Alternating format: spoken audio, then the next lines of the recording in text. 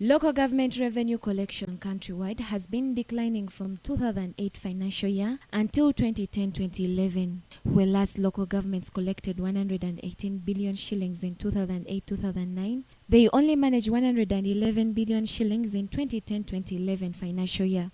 Experts attribute this to weaknesses in the local government revenue policy. The legislation we have for local revenue collection is almost adequate. But the problem is that some of the clauses in the legislation are not well explained. The provisions don't cater for income generation or other sources of revenue such as ground rent. So there's some blanket exemption. For example, when you look at local service tax, why shouldn't a border operator pay?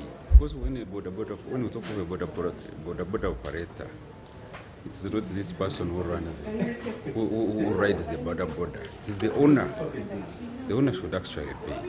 And in most cases, you find these local governments are aware of the owners, and they can identify the owners of these border motorcycles. These borders collect a lot of. Government has also been faulted for encouraging the creation of new districts, which eat up a lot of public funds in administrative costs. From 39 districts in 1991, Uganda now has at least 112. Many districts can barely pay salaries for local government staff and have to be subsidized by government because they collect very little in taxes. Yet the areas which require attention in local governments are there and are increasing. But the funds available, even from the center, are not enough.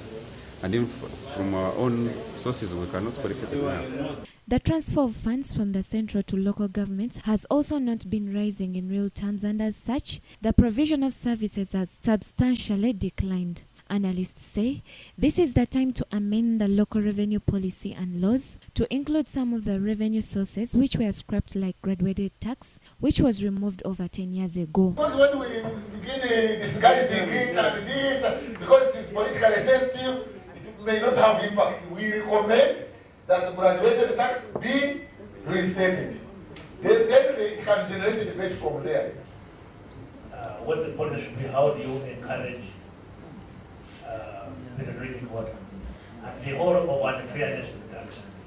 As a country, are we focused enough to know what kind of policies we want in place to lead us where we want to be by 2040?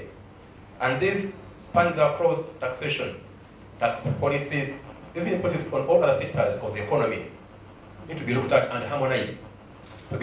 It is hoped that if such policy recommendations are implemented, local governments can finance their budgets and therefore allocate money to their areas of priority instead of being dictated to.